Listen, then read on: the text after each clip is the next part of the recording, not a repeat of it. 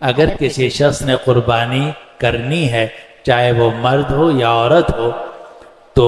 قربانی کرنے والے کے لیے مستحب یہ ہے اور سنت یہ ہے